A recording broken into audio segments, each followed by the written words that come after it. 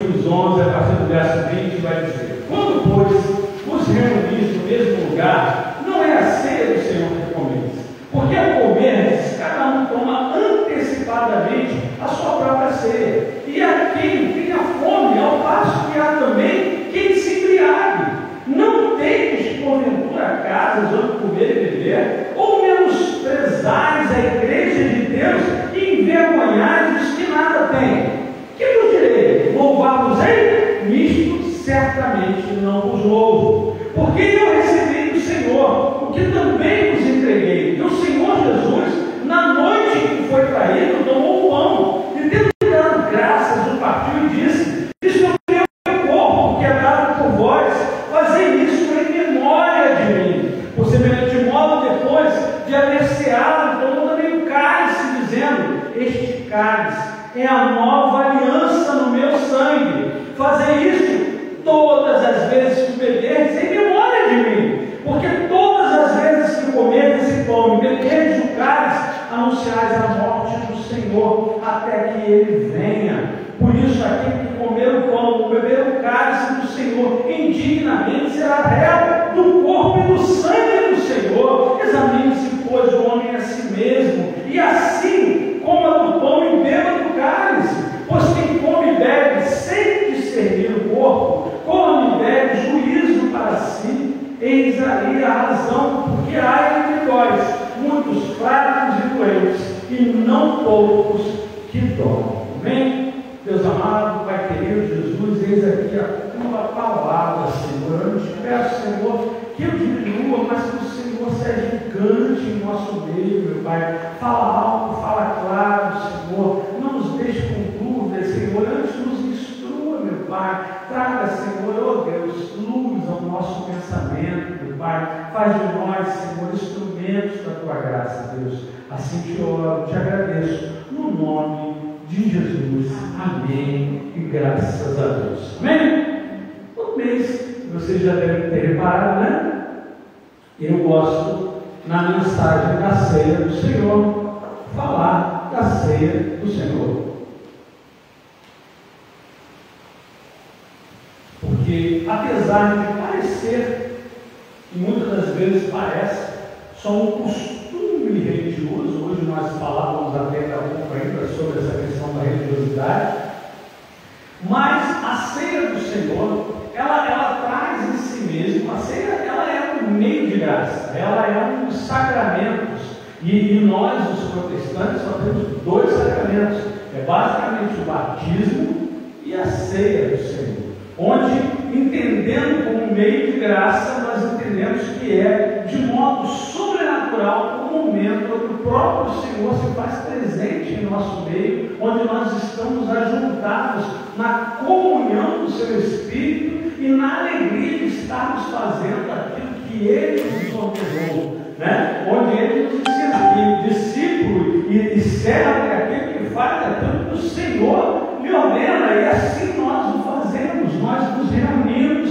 sempre ao redor dessa ceia, né? Entendendo o que estamos fazendo, trazendo a alegria de, como falei até mais cedo, de sermos convidados. Não somos aqueles que entraram escondidos na casa de alguém, nós somos convidados pelo nosso Senhor e temos a oportunidade, temos o deleite de estarmos com Ele, participando dessa ceia. Ela é sim um memorial, mas ela não é somente um memorial. Ela traz viva esperança para mim e para todos os cristãos, né? A ceia do Senhor, ela fala do passado, ela fala do presente, ela fala do futuro. Ela fala do passado quando lembramos que ela foi instituída, ela foi trazida a nós pelo próprio Senhor Jesus, antes mesmo de ter entregue o corpo. Ele já prenunciava o que haveria de acontecer. A ceia do Senhor, ela é presente, porque é por ela e nela que o corpo se reúne e recebe essa unidade do próprio Espírito Santo, agradando ao nosso Senhor, que nos chamou para essa mesa. E como nós vimos, ela é também escatológica, ela fala do futuro, que nós faremos isso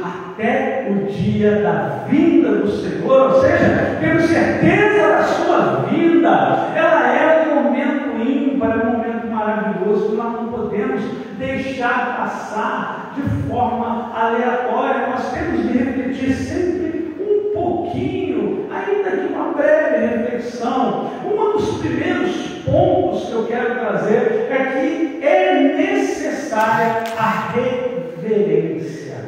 Reverência é o entendimento de que estamos diante de algo sagrado, o entendimento de que estamos diante de um Deus Todo-Poderoso, diante do nosso Senhor. Muitas das vezes, talvez por amor, talvez por afeto, eu e você trazemos uma relação com Deus de uma intimidade que muitas das vezes se mostra indevida ou inoportuna. Eu costumo, eu gosto, de filmes antigos, filmes às vezes de época, filmes de reis e rainhas, e se você reparar, é muito comum, na intimidade, por exemplo, um rei ter ali os seus conselheiros, ter ali os seus amigos e tal. Na intimidade, eles se tratam como iguais, eles falam, eles interagem, trocam ideias, Isso é comum, isso é importante. Intimidade é bom,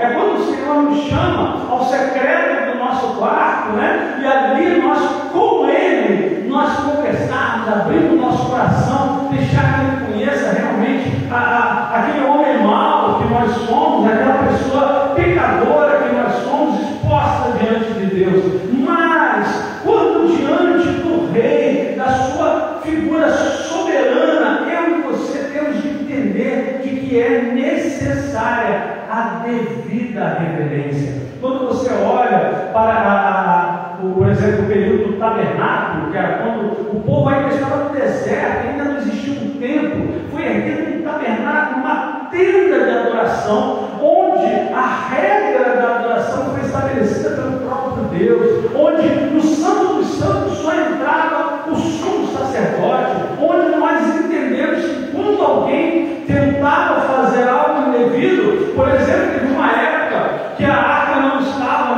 já no tempo de Davi, a arca não estava mais, eles foram buscar a arca, na hora de transportar, não sabiam, não olharam nas escrituras, pegando a arca, botaram numa carroça para tentar trazer ela, e quando a carroça balançou, uma pessoa foi tentar segurar aquela arca que parecia que ia cair, e foi exterminado na mesma hora. Há uma passagem ainda no tabernáculo, quando dois irmãos que estavam cuidando do tabernáculo pegaram fogo estranho para acender o incensário lá dentro, e imediatamente foram exterminados. Nós devemos entender que com Deus não se brinca. Deus, é o mesmo ontem, hoje e eternamente. Deus exige de mim e de você fé e humildade em todo o tempo diante dele. É necessário estarmos atentos, não confiando na nossa religiosidade, mas com humildade, nos colocando diante de Deus, colocando-nos no nosso lugar. Eu já falei que o Evangelho, de um modo geral, às vezes nós temos pessoas que se exaltam no Evangelho, quando na verdade o Evangelho é poder de Deus, é o poder de Deus, assim diz a palavra. E não somente, mas o Evangelho é como, para mim, para você e para todos nós que cremos, o Evangelho é como se um dia eu e você, como mendigos, sem ter o que comer, um dia encontramos pão, encontramos alimento, e nós, ao anunciarmos, tudo o que fazemos é dizer aos outros mendigos, aos outros que nada têm: olha ali tem pão, ali tem vida. Não nos esquecendo que porque nós chegamos primeiro a saber disso, que nós somos melhores que os outros. Não, nós somos como mendigos diante de um grande rei. Nós devemos ter fé sim, nós devemos ter relacionamento sim, mas é necessário que nós nos aproximemos com humildade, porque Deus é Deus. Acredite eu, acredite você ou não acredite, não importa. O que nós pensamos, de fato, inegavelmente, o Senhor é Deus. Amém? Então é necessário reverência nos achegarmos a Deus. Isso nós, todas as vezes que nós estamos aqui reunidos na ceia do Senhor, nós temos de ter esse entendimento, porque Ele se faz presente, não de forma como alguns religiosos, não vou citar aí não, que vão dizer que o pão vira carne, o suco vira sangue. Não, Ele não está nem substancialmente ali, além disso. Não. É pão, é suco mesmo, mas nós trazemos a memória o que aconteceu com o corpo dele, nós trazemos a memória do sangue que foi derramado e entendemos que nesse sangue nós temos uma aliança. Então nós que nos achegamos precisamos entender que para participarmos precisamos de perdão. Não é possível se achegar a Deus, participar na sua mesa, sem entender que nós que aqui estamos precisamos ser perdoados, porque não somos dignos de estar aqui, não somos merecedores, porque eu e você, se estamos numa ceia que celebra a morte de Cristo e a sua vitória sobre ela, que nos estabeleceu aliança, nós temos que entender que foi Ele, por Ele, que hoje nós temos esperança. No texto, se você reparou, quando ele vai dizer, fala do autoexame, né? Muita gente tem um entendimento um pouco equívoco disso, mas vocês vão entender agora. Examine-se, pois, o homem a si mesmo, e assim como o pão e beba do cálice. Pois quem come e bebe sem discernir o corpo, come e bebe juízo para si. Mas se você leu comigo ali a partir do 20, vocês entenderam que o que estava acontecendo naquela ceia ali era uma total falta de reverência. Eles estavam ali, cada um levando uma coisa. Era naquele período, quando Paulo escreve, existia ali o que se chamou, convencionou chamar, de uma espécie de festa do amor, uma boraca e tal, onde eles se reuniam. A gente teria a semelhança aqui do que a gente chamava de festa americana, né?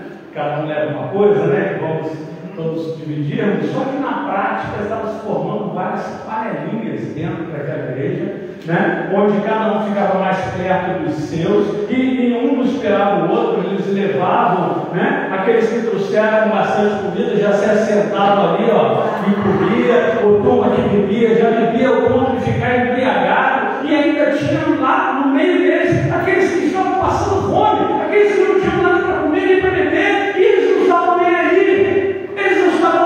Eles não discerniam o corpo, eles não entendiam o que era a igreja do Senhor reunida na ceia do Senhor. Eles estavam imersos em seus próprios pecados, em seus próprios delitos, ignorando aonde estavam, em que lugar estavam inseridos, e é necessário arrependimento sincero para poder participar da ceia. É isso que Paulo está trazendo eles, porque Paulo conhecia esse povo. A igreja de Corinto foi formada por Paulo, ele conhecia eles, ele havia ensinado a eles, e ele começa o texto aqui no verso 23, começa não, né?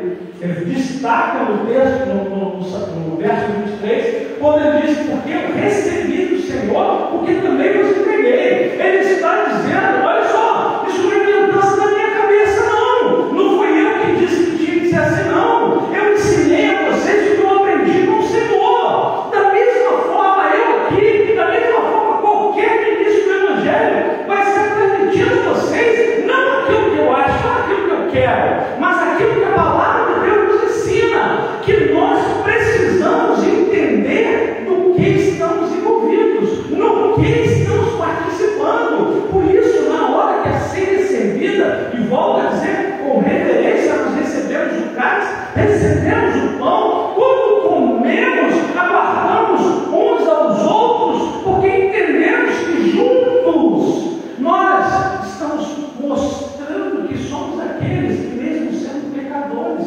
encontramos perdão em nosso Senhor, nos arrependemos de antes termos sido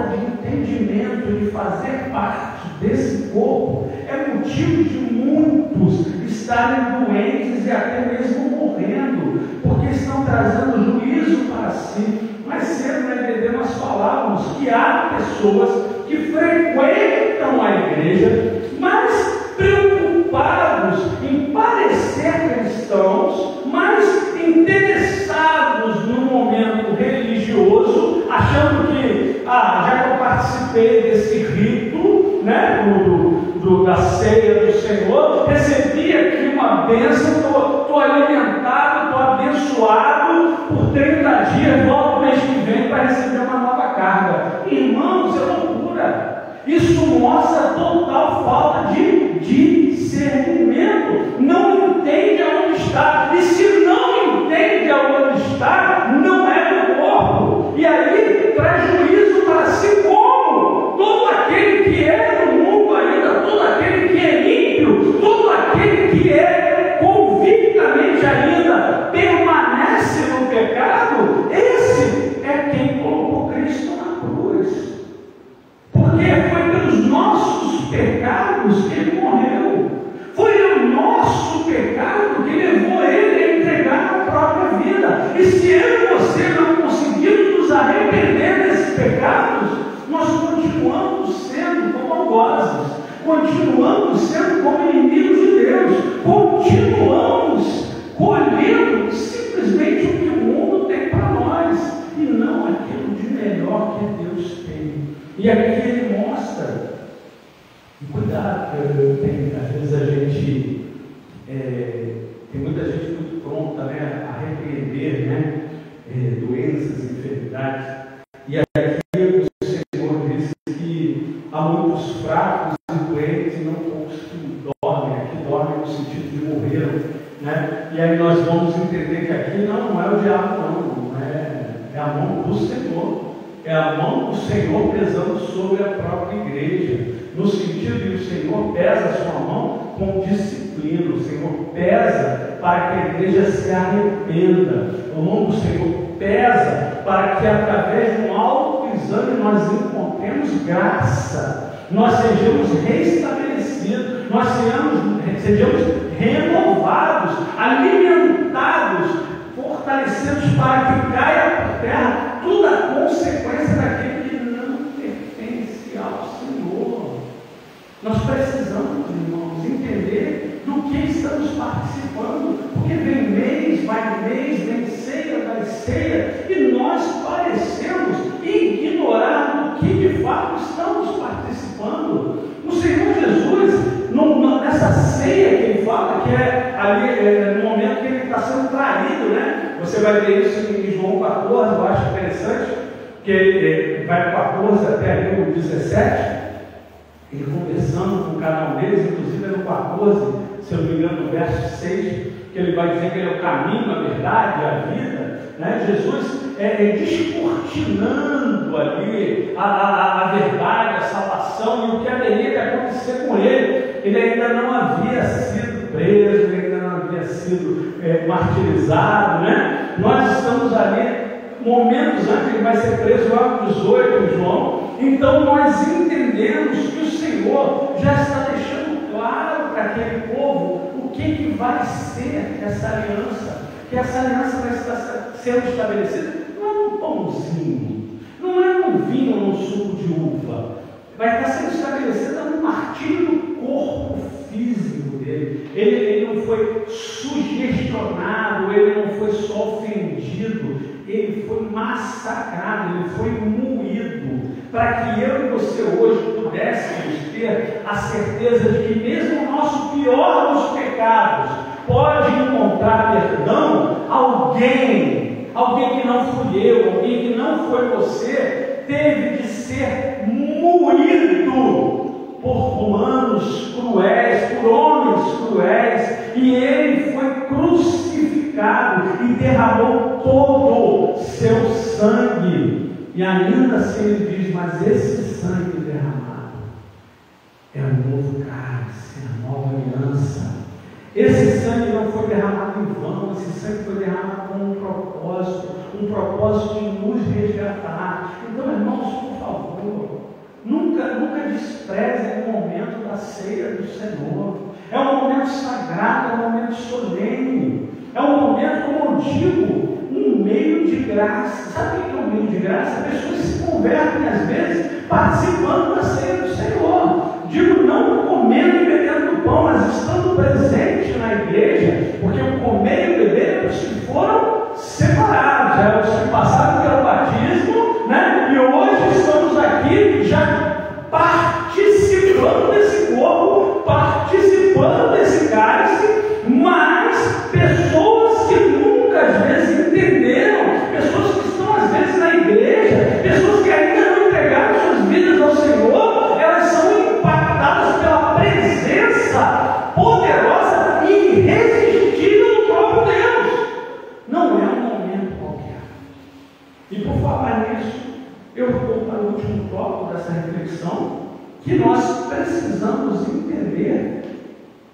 É necessário que eu e você entenda que é um momento, sim, de comunhão. Não é um momento qualquer, não é um momento como o pessoal no Corinto fazia, para estar com a sua panelinha, para estar com o seu amiguinho, o seu momento social. Não, é um momento onde você e eu nos reunimos como igreja, onde os nossos pensamentos, não é que a gente esqueça quem nós somos, né? Mas nossos pensamentos unidos estão focados no reino. Nós estamos pensando na obra salvífica do Senhor Jesus. Nós estamos reunidos, sendo alimentados, fortalecidos, para levá-los à boa nova de salvação, para que juntos sejamos verdadeiramente um só corpo, onde Cristo é o cabeça.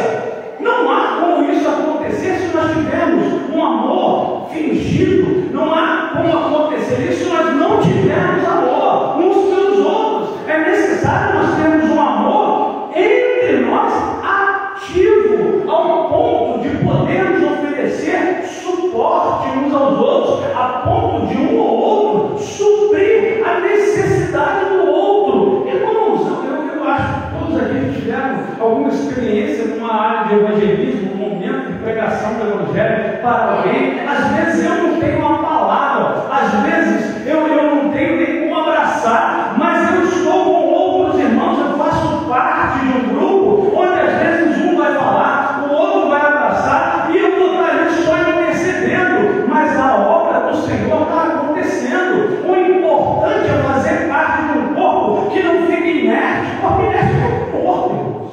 Inerte sem movimento é um corpo morto. Nós nos movemos não pela força das nossas pernas, nesse caso, mas nós nos movemos pelo impulso dado pelo próprio Cristo, onde na própria cruz Ele poupou aqueles que zombavam dele, aqueles que ficavam debochando dele. Ele vai falar: Pai, perdoa-as porque não sabem o que fazem. Cabe a mim a você dizer e mostrar a loucura que estavam fazendo. Cabe a mim e a você apresentar o Cristo que morreu naquela cruz, mas no terceiro dia ressuscitou. Cabe a mim e a você entendermos que esse mesmo Cristo, esse mesmo Senhor, Ele está vivo e há de voltar. E ao voltar, Ele não volta mais como um cordeirinho, Ele volta como um leão da tribo de Judá. E todo aquele que Ele separou, todo aquele que Ele escolheu, será levado com Ele. Os demais serão condenados, irmãos, condenados. Mas o detalhe não é você ficar felizinho porque você está salvo. O detalhe da fé cristã, de modo geral, é você se condoer. É você, hoje nós vemos aqui João, né? A 11:35 ali, como diz que Jesus chorou porque ele se comoveu com o choro dos outros. Cabe a mim e a você doermos, sofrermos, no sentido de que vidas estão se perdendo. Nós temos de anunciar o Evangelho verdadeiro, viver o Evangelho verdadeiro, onde ainda que sejamos falhos, nós encontramos em Cristo, quando arrependidos de fato, encontramos em Cristo perdão verdadeiro. Que nossa ceia traga à memória realmente quem nós somos como cristãos. A ceia do Senhor não é um prêmio para perfeitos. mas ela é remédio para enfermos, alimento para famintos e esperança para peregrinos. Cristo nos convida sempre: vinde a mim todos que estáis cansados e sobrecarregados. Mas Ele também nos adverte: não tratem a graça com desprezo. Nós precisamos de fé humilde, crendo que Cristo está espiritualmente presente para nos nutrir. Nós precisamos de arrependimento sincero, confessando o pecado, buscando santidade, buscando entendimento e discernimento de quem nós somos como igreja. E nós precisamos não de um amor fingido ou de um coração embrutecido, nós precisamos de um amor ativo, vivendo em unidade com a igreja.